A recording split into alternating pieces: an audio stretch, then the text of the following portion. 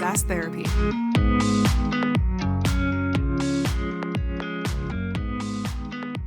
Hello, everyone, and welcome back to another episode of SaaS Therapy, the show where we help you save your most important business relationships, your customers.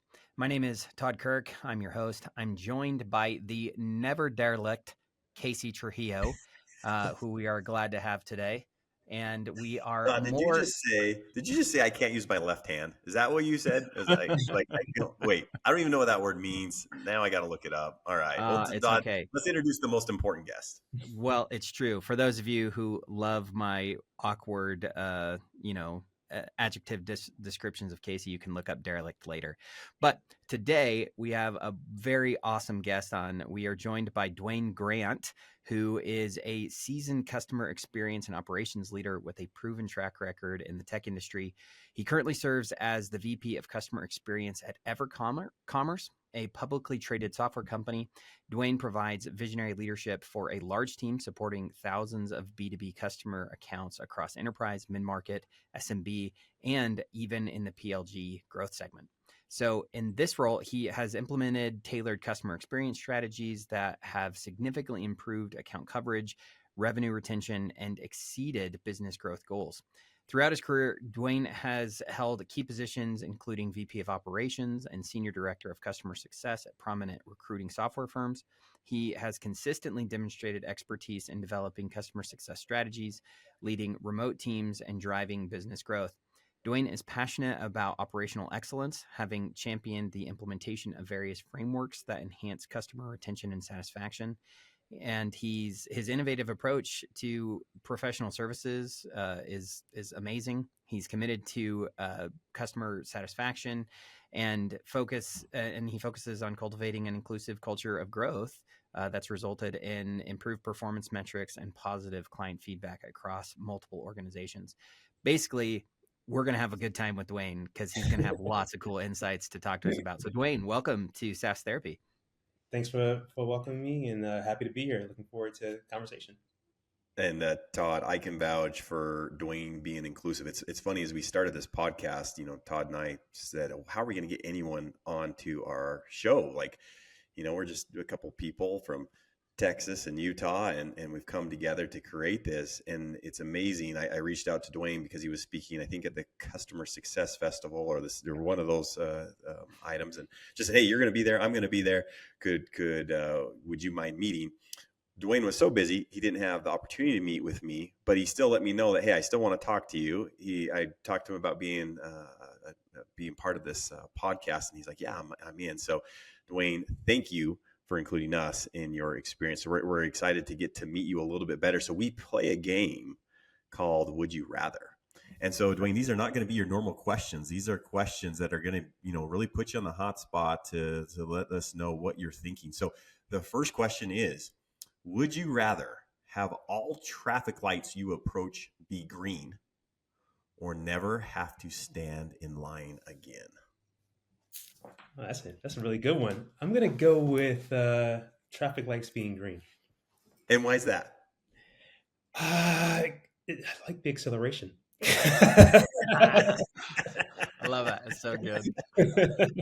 I knew there was a hidden reason behind that one. I just felt it in my heart.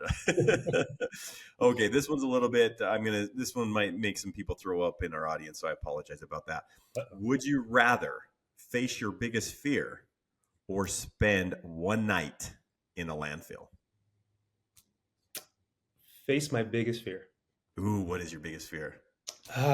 That's a good one. I don't know. It's not coming to me right now, to be honest with you. I think you know what? Actually, it is coming to me, and this is totally random. My biggest fear is when my daughter brings home her first boyfriend. And that's a long way away right now. She's 7 right now, and even I'm fear so far in the future. Oh, that is amazing. That is amazing. I think I would rather do a landfill because my biggest fear is a snake, and so I don't want to confront that. But all right. Didn't you know that snakes love landfills, Casey? Oh man. Okay, I'm out. All right, and here is our last one. Would you rather be a master of every musical instrument or be fluent in every language? Ah, for me, that's actually an easy one. I would love to be fluent in every language. Oh, okay. Do you speak any languages outside of English today? You know what? I do not speak languages, any other language fluently. I happen to understand other languages a lot better. My wife is from France, so being Hmm. around her family, I pretty much can pick up when they're talking about me. So that's that's pretty good. In my household, my daughter also speaks French. So usually when I'm in the hot seat at home, it's only French at home, but I can understand it. Oh, that is amazing, Dwayne. Thank you. Our audience got to know you a little bit better. We love people's personalities because sometimes we get on some podcasts and we get a little robotic. We don't get to actually meet the person that's actually talking on the other end. So, Dwayne, thank you for that. Todd, where should we start today? There's so many things I want to ask Dwayne. Where should we begin? Well, I like to try to make transitions feel as natural as possible and as awkward as possible by trying to make it natural, but also explaining it to make it awkward. So, Casey's last question was around language. I've been recently working on trying to learn Chinese, Mandarin, for about a month now. And the customer experience that Duolingo has is really incredible. And it's really started to make me personally think a lot about the different types of experiences that we try to create for our customers. Now, in a B2C world like Duolingo, a lot of times customer experience feels a little bit more buttoned up because there isn't that relationship that you normally have in a B2B type scenario. Recently, Casey and I had Andrew Carruthers on from Cisco, and Cisco, they're onboarding customers with thousands of users at an organization at very large enterprises with very complex projects. Evercommerce, and in your world, you're working with customers that aren't very big most of the time. Your customer base, it seems like, is a little bit smaller than tens of thousands of employees, right? And so I would love to get when you think about customer experience, what is most important to you as you try to figure out the best way to support your customers? Yeah. When I think about customer experience, for me, it really starts before your customer is actually even your customer. It really starts with how they see you show up in the market, understanding your brand, down to the colors and all that good stuff, right? Even what customers that have been customers in the past are saying about you. So it really starts there, and then they start to take these steps in building trust, right? And trust is something if you're like me, it has to be built, especially with a brand. And when you show up to say, hey, let me see that demo, a lot of customers these days are really more well informed, right? They're not coming to Mm, one point to be informed with you. They're getting multiple inputs from outside venues, right? About your branding, about your service model, about how you treat and care for customers. So it really starts with a lot of the things that you're doing before they even become a customer. mm, But then the magic really happens, right? When they decide to take that leap, right, and become a customer, because that is the most, I think, in my opinion, one of the most scariest things to do, right? I want to exchange, something that's valuable to me, assets, right? In our case, it happens to be dollars and cents, for something that you're going to tell me that I'm going to realize later on, right? Which is this software, this product, this functionality that's going to help me do something else, whether it be expand my business, whether it be satisfying my customers, right, in a different mean. So now we have to make sure that customer realizes that value. And how do we do that? One, in a scalable standpoint, as well as being more somewhat customized, right? Kind of saying, hey, mm. what's your specific need? How can we solve for Right. that use case? Being able to do that in a time bound manner, being able to now, after we do it the first time, make it recurring, right? Because Right. now, if you recurring it, we all kind of have these short memories of like, what have you done for me lately? Right. What can I can do to kind of just make sure that value is represented, or making sure that I'm delivering or presenting new value to that customer and make sure, hey, I'm still a value add to this relationship and partnership, and I want to gain your business. Um, and also, right, what are the other things? What can we provide our customers that they didn't even know they wanted, right? Whether it be Mm.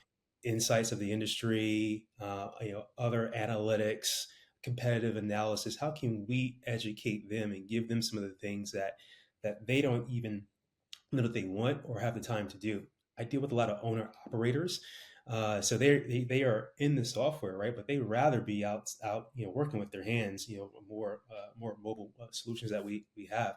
So for me, it's, so how can we support them on the things that they don't even know they need support on just yet? How can we be future thinking about the direction of our customers, and where they want to go and where they're going to be? Dwayne, I think it'll be helpful. I'm going to take one step back. I'm actually going to steal some from Todd because Todd likes to give lots of analogies. I usually don't. I usually give some inspirational rah-rah speech. But Dwayne, we're going to make you face your biggest fear today. So you said your biggest fear was your daughter at some point having a boyfriend.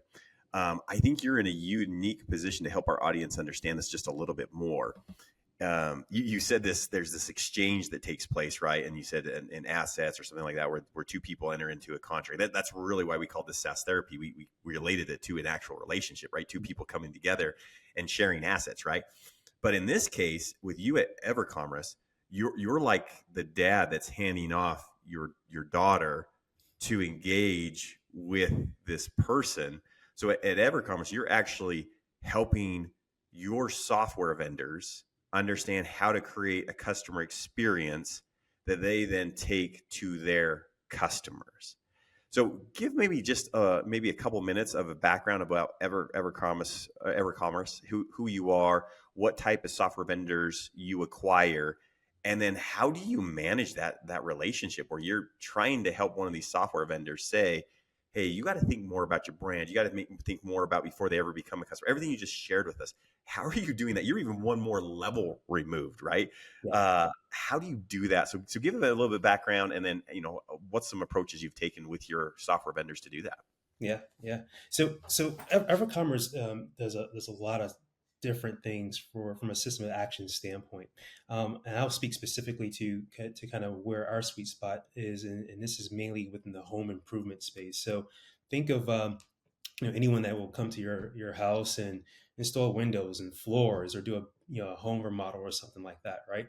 How do we provide that CRM relatable software, right, that allows them to attract net new customers, and have an ecosystem of existing customers that may need something else in the future? So those customers come to us wanting to understand, hey, how do I categorize my leads? Where can I attract more business?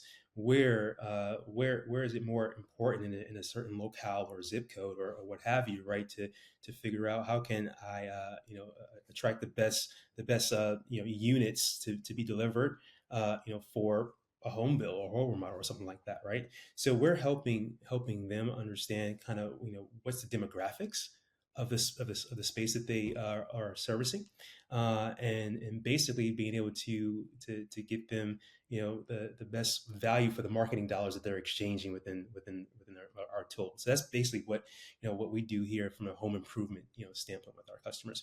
Now, how we help them even more is from just competitive analysis, right? We have a lot of customers, right? And we have what is understood as some of the best practices, right, from implementing and onboarding thousands of these customers. So you come to us for some of those best practices and workflows, right?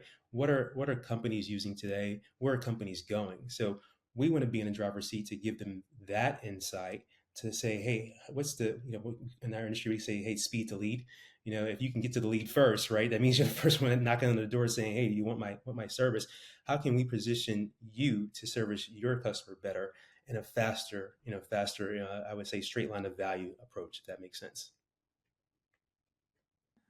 Yeah. So Dwayne, when you think about, so just so I understand, so with Evercommerce, or y'all actually own a number of different software vendor services that help in the home improvement space, and that could be windows, that could be pest control, that could be lawn services, all kinds of different things like that. And then as you their customers are generally the small service providers that are helping people with their home improvement. And so you're in this position where you're trying to help these very specific niche industry solutions better support their customers. And one of the things that stuck out to me in a recent conversation that we had was with Andrew, I mentioned earlier. He said something that really has stuck with me, and it's been bouncing around in my brain for a couple of weeks. and he said, customer experience is the delivery on the promise of your brand. And you started really similar, right? Like it starts thinking about your brand and the brand that you have, and the promise that you're going to deliver something to your customer. And so I guess, how do you think through that process of trying, because it's, you're servicing all these different kind of niche spaces. How do you think through helping them to really get to that spot where they're going to be the first to the lead and the first to success for the customer? Yeah, yeah. Well, we start to think about it from a standpoint of what are we hearing from our customer, right? So the first part is listening and being able to have that feedback loop, right? So whether you are attending a lot of conferences like we were in case, right, kind of understanding what's going on in the field, whether you are having a customer community, right, to say have some feedback on what's going on within there, we want to be able to listen to how customers are defining what value is to them, because that's ever changing. We have these different cycles that we've gone through. We call ourselves now what post-pandemic, right? It's just now this different cycle of for us, even in home improvement, it's actually pretty different. So what are some of those experiences and what are some of those struggles and strains that companies are now coming up against, right? As this ecosystem of an economy in a world is changing. So how do we harness that is one thing, and we can do it for different mediums. But now how do we give that as feedback? Right? Do we share that out for a one-to-one loop or a one-to-many loop? And we can define that based on the size and scope of a customer. We work with customers that are franchisees, right? They kind of work in many different locales, or owner operators that service zip codes. What's more relevant and what's more important with them? So no silver bullet here. You got to test, right? You got to test and see Mm. what the field needs. And then when you test and see what the field needs, you want to make sure you bring that data back in. And I like to say this too: you want to be data informed versus data led, right? Hmm. And data informed for us means that, hey, with the information that we've received, how can we cross reference that to other sort of like notes that we see going on, whether it's in market insights or even with sister companies, right? How is that impacting the information that we want to share? So we want to share that information. We also want to share, what are some of the levers that we're finding that can kind of impact the environment, but never kind of give information or share insights in an absolute, right? Hey, this is a just in point in time snapshot. This can work for you if you are this size Mm. scale of business or within this market. Be able to have that honest conversation with your customers. And I think for us, right, we always want to keep a toe in this like trusted advisor type of role, trusted business partner role, because that gives us a standpoint to always be evolving and growing with you. So from my standpoint, that's how we can be continuously delivering value, by staying nimble in the information that we're taking in, information that we're providing, and making sure that we're growing with that business as well. Ah, Dwayne, this is why I do SaaS therapy, because it's therapeutic for me. I always say this every session. That was such a gem, because I feel like sometimes as the software vendor, we feel like we have to be all buttoned up all the time, and this is the process and everybody follow the process. But if I'm not nimble, if I'm not being data informed, how do I know when things are changing and then I'm not left behind, right? So, oh, what a good freaking insight. Be data informed, not data led. So, Dwayne, I've made many mistakes in my career, and I have a whole top 10 list. If you were to give one or two don't do's in providing a customer experience for small, medium type businesses, what would maybe be your one or two top don't do this? Yeah, yeah. Let's see. Top don't do. Let me start with. There's so many. uh, Give me a second to think about this one here. Um, I think a don't do is to make a quick assumption that because you've defined an ICP, that every single customer is going to fit into that ICP, right?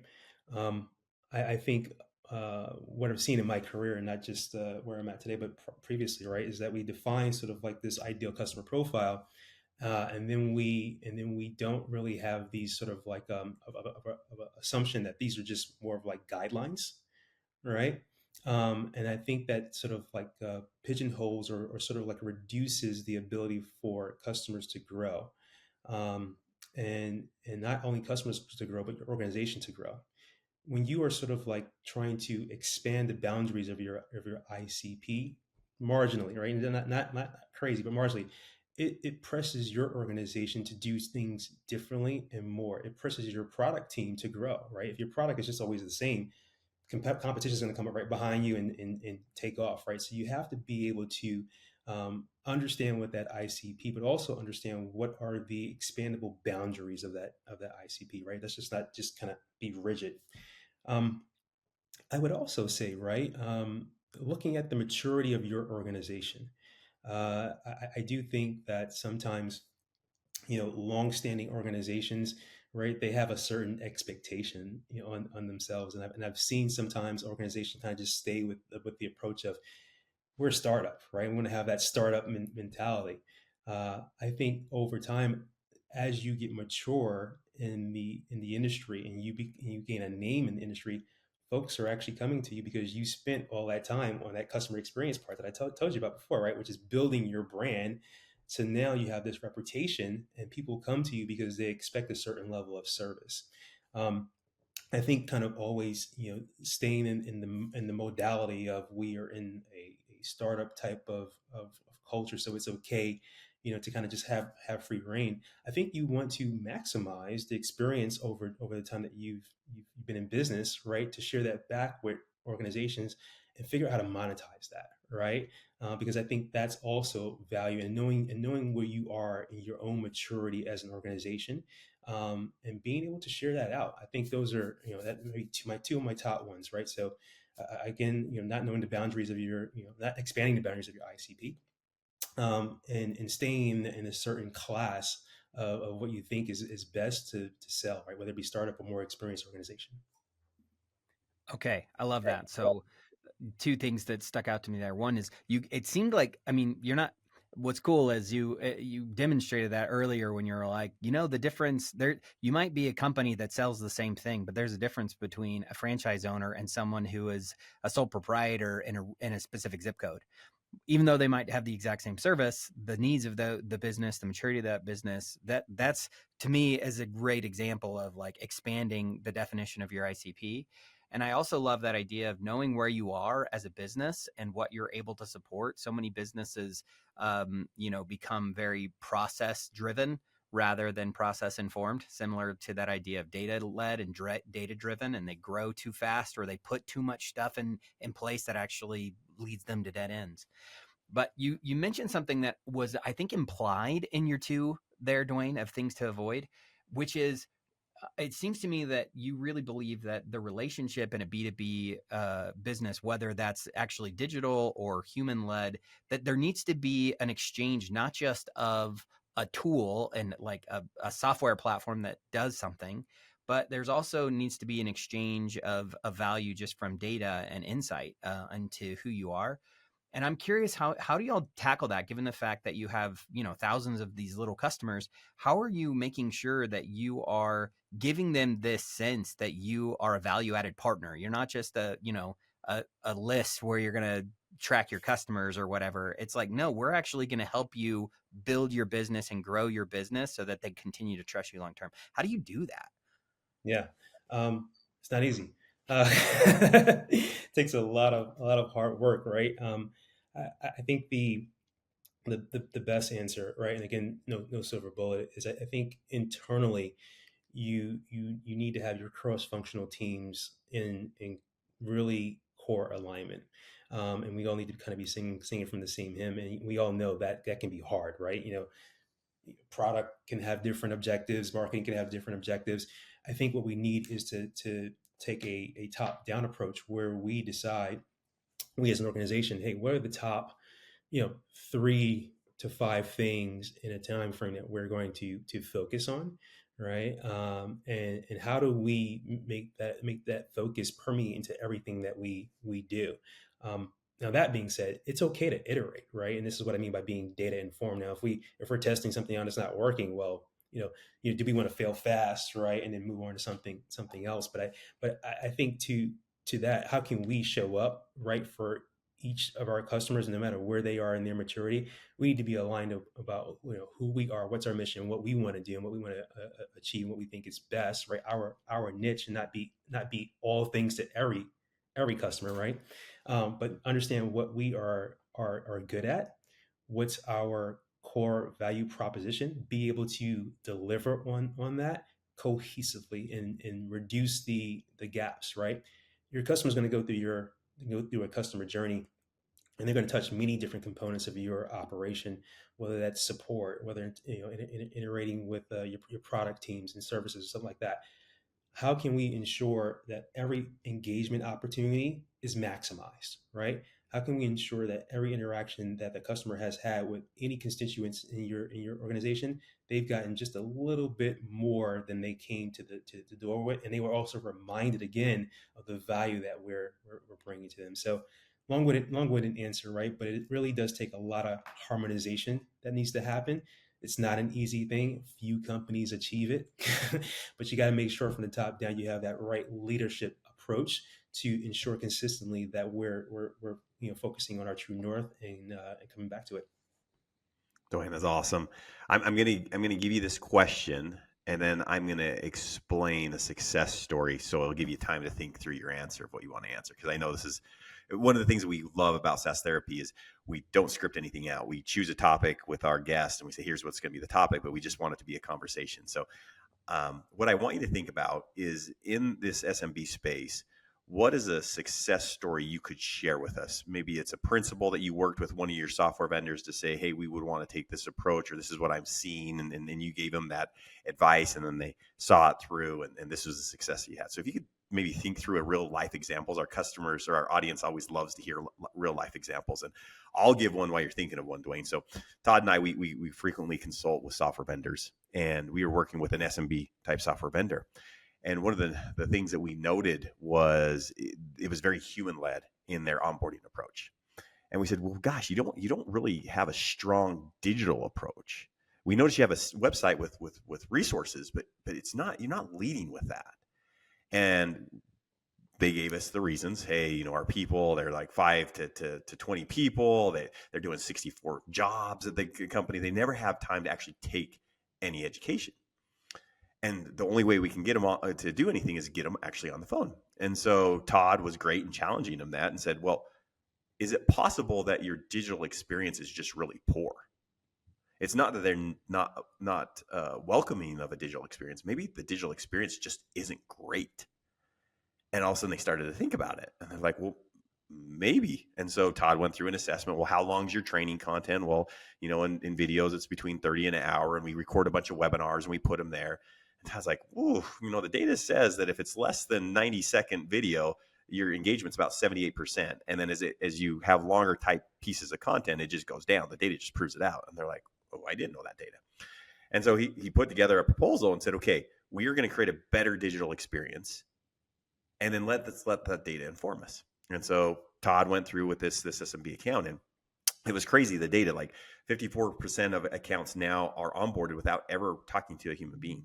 That was 57%, Casey. Don't 57%, Todd. Okay, yeah, let's get your numbers right. Something like half of their support how-to calls were reduced because people were understanding more. It was just, I think, logo retention of like 14 points to those that went through this experience. But they were just so stuck in their ways that they never thought that maybe this other experience we were giving people was just really bad. It wasn't that they were opposed to it. It was just a bad experience. So that's an example of maybe something that I've seen that Todd has done, that I've like witnessed. And I was like, wow, okay, that was data informed. Dwayne, as you've been working with some clients, is there something that you would say, yeah, here's an example of challenging the way that they're thinking about it with one of your customers or your software vendors that are in your portfolio, and here maybe some of those results that it look like? Is there one that comes to mind? Yeah, there's actually, it's interesting because it's not just one customer that comes to mind. If that's okay, it's about something that we've done internally based on data that impacted a lot of customers actually, and it had a good outcome. And I want to take a look specifically, sort of at our onboarding process, right? And the thing that kind of triggered triggered the thought to me was when you mentioned, hey, the digital interface there, right, and how the onboarding process, was. Um, for us, one of the products that we work with is highly customizable, right? So you come in the door and it's like, wow, what do you want? Right? Because we can do anything, and that's kind of what we did. We did do anything, and what we noticed is that just like, for example, let's say you would go to a dealership and buy a car, and you're like, well, you get to build the car. You're like, well, awesome. Well, how long is it going to take? It's going to take a year. Oh, okay.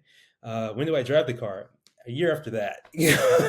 So that doesn't really work out. But that was sort of the experience that was going on. But you know what? It was we did have a lot of longstanding customers, and they stood around with it, right? And as I went out and kind of did my listening tour when I first arrived, they all kind of talked about how painful it was, and they just didn't want to do it. And we were trying to spark, well, how do we get them to do something else and expand, right? So we took a look at that, and we said, you know what, this is the way that we've done it. We've seen success with it, right? Why not ideal? We've seen some success. How about we give another offering, right? Something that's a little bit quicker to value, quicker to iterate on. Hey, I feel good now. What's the next step? So we did a what we call like a light version, right? And we decided to say, hey, um, when you're onboarding, right, here's sort of like a program, right? We're going to augment that with, digital, just-in-time videos. And I wanted to make sure that the videos were just like less than like 5 minutes tops, right? No one likes to sit there and watch 30-minute videos, right? How can we augment their learning with these supplemental, videos that reinforced what they were learning, gave them the opportunity to, one, be self-guided if they wanted to, right, but also kind of show up to that session with, oh, and that's interesting, that session with already having some training done, but actually show up with questions that were more specific to the problems that they're experiencing in their business, because they kind of went ahead of the class a little bit, right? So as we started to release some of the learning, in advance, we noticed that our onboarding sessions were a lot more value add to customers, right? And then quickly you start to see that TTV quickly decreasing down to a mean, right? And coming out of that, you see customers, one, being able to sort of, like, I like to call it, drive the product, right? Because then they can drive it off the lot, right? And now they drive it off the lot, the aftermarket is a lot more valuable for a car than anything else, right? So now they come back saying, "Oh, I want this add-on feature, I want that add-on feature," and we noticed an uptick on our services, revenue, right? So the customer experience overall increased, and we were able to quickly and more rapidly deliver that first point of value to the customer. But what we did was open up an opportunity to, kind of going back to what I said in the beginning, to have recurring impact, right? So now they have their first one. I can come back and iterate on specifically what that customer wants. And we are now in more of a relationship and a partnership and a journey. And I'm building out this system that I'm familiar with, you're familiar with, and we're growing your business together. So creating a closer knit relationship, it wasn't more just one way, like, hey, here's the process, you need to follow it. Let's do this together. Right. And that's create a true partnership, which, I think for us kind of, expand our LTV. I love that so much. There's, by the way, I loved whatever fireworks thing happened on your background. I feel like technology was just wanting to emphasize your point there, Dwayne.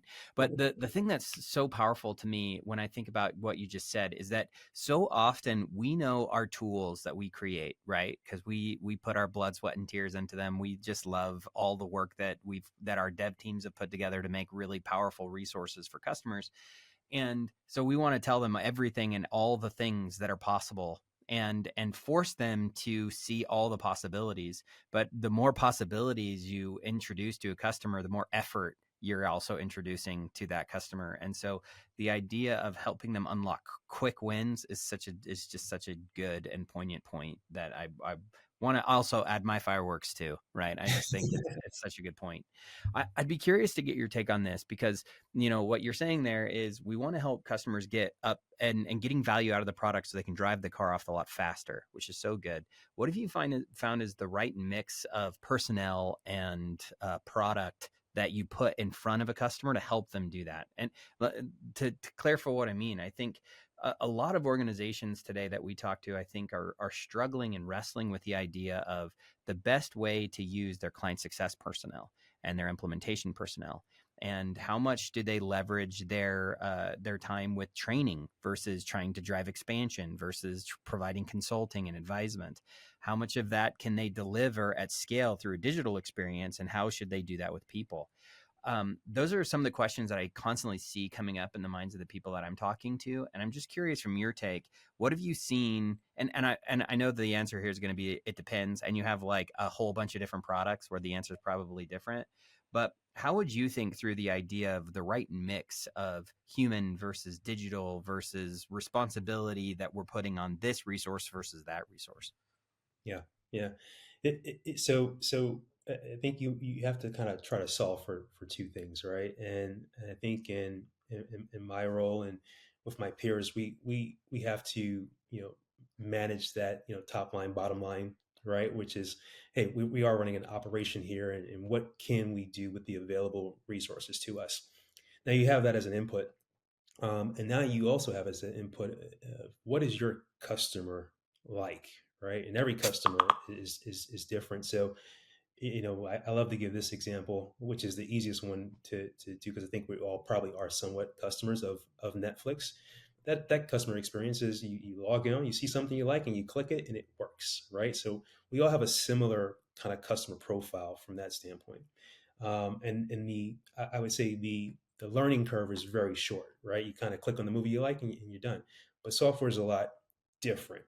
Um, and you want to have, I think, optionality if you have the resources to provide optionality.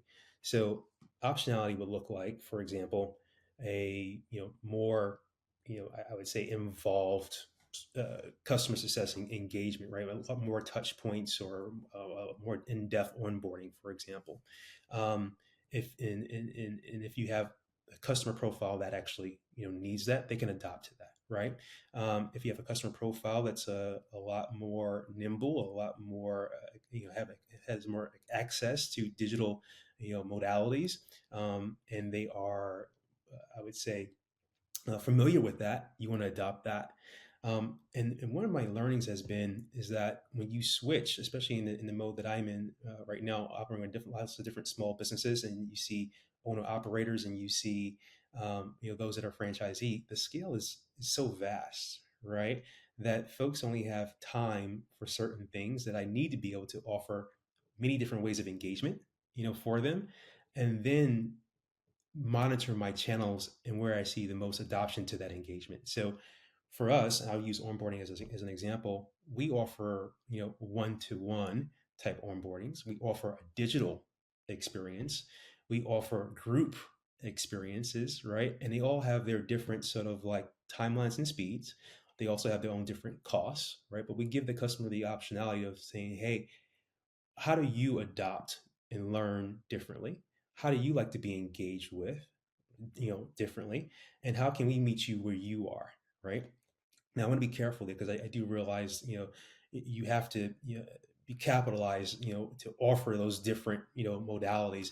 But I think, I have to have a good opportunity to be in a place where we can offer that and try to meet customers, there. Now, that does give you more areas of opportunities to course correct, right? Because all those channels have their different, pros and cons and challenges and stuff that we need to monitor through. But we have seen some success by being able to offer customers optionality on how we engage with them, how they grow their adoption with us, and how they continuously get that value delivered to them over and over again.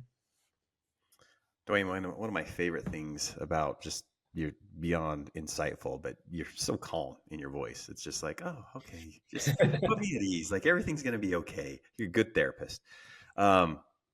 I would imagine that when you're working with some of your software vendors and you're giving this type of feedback, that there's some software vendors that just say, Dwayne, you don't know us. You don't know the things that we go through, right? And in a similar fashion, we have a lot of our audience members that are the software vendor themselves, and they're working with the customers, and the customers are telling them, you don't understand us. You don't know what I'm going through. Dwayne, how are you so calm? How do you help people just sit back and think through these different options, just like you just did with us. What's maybe one tip you could give us in your Zen-like approach of just offering information and then letting us decide what would work for us? How have you done that when someone comes to you and says, that's not going to work for us, or you don't understand us, but you can just tell that they just haven't allowed themselves to be curious and open? What's some things, a question, a best practice that you would offer our audience in that situation? Yeah. And I'm speaking for a friend. I'm not asking for myself. I think one of the best things I could probably say, right, is look, this is therapy, right? And one of the key points and key things you do in therapy is you have to listen. And I think being able to listen to your customers, allow them the platform to talk, and then when you provide options to them, also what I try to do is not just parrot back the option that we've outlined in the process, but give them an example of how that option has worked for a similar customer profile to them, and give them multiple examples, right? So they can maybe draw a dotted line to what's more like them. And this way, this gives them a way to try something that they're more comparable with. Um, I think from a therapy standpoint, right?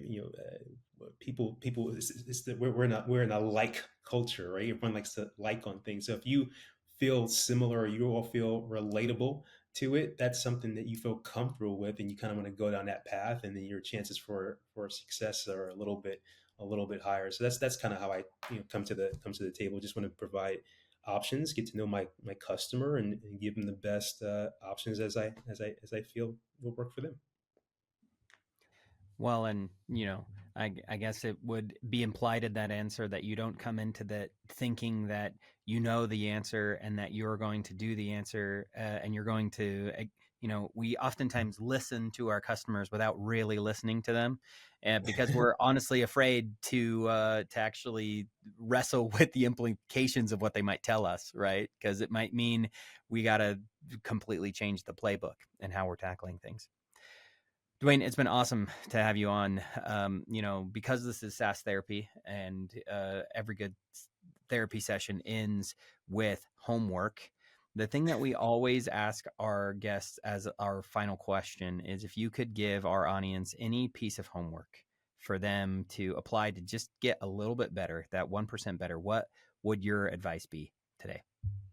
That is a good one. I would think of probably. I'm trying to think of like a good book here. That would be some good homework, and it is top of mind. I cannot find it really quickly. Actually, maybe I can. Let's see here. It is called Influence. Have you ever heard that book? Let's see here. Possibly. It sounds vaguely familiar, but I don't know if You know, I'm. if I flash it for you. Is it okay if I flash it, or Yeah, of course. I mean, is part of not a a book called? sponsor or anything. We don't have any sponsors, so yeah. Okay, cool. By Robert, I don't know how to say Cialdini. his. Yeah, okay, you said it. Yes, by Yeah. Robert something or other. So Robert influence. Cialdini. He's a really, really good. I'm not going to probably say it right, but I would say psychologist. Really getting down to the root of how we relate to each other humanistically. So I would say that's a good reference book to always center yourself, especially in the customer business. Right, we're all people. And to your point, Todd, before, right, the way I walk into any conversation or interaction with any one of my customers is that, hey, we both agreed to walk into this meeting with probably a similar common outcome in mind. We both want to be successful, right? So how do we get there, and how can I do my part by helping my customer get there, and also realizing how can my customer do their part by also helping us get there together, right? So as long as we have that same frame in mind, I think we generally can work through just about anything, even if that does net to sometimes, hey, we have to part ways. It's just best for us both. We want to generate the best outcome for both parties in the room. So that would be some of the homework I give. Pick that one up. It's a good reference book, and it always gets me centered. Love it. Thank you, Dwayne. Well, thank you for joining us again on SaaS Therapy. Casey, what's your you're gonna not be derelict in your duty here. So what what's your parting word of wisdom for Case? My parting words of wisdom is be data informed, not data led. I mean, in today's world, we all use data to prove what we think is right. And it would be better to be data informed so we can be more empathetic with those that we serve. So, Dwayne, well done. Great job today. SaaS Therapy is brought to you by Brainstorm, the SaaS platform for SaaS adoption. Learn more at brainstorminc.com.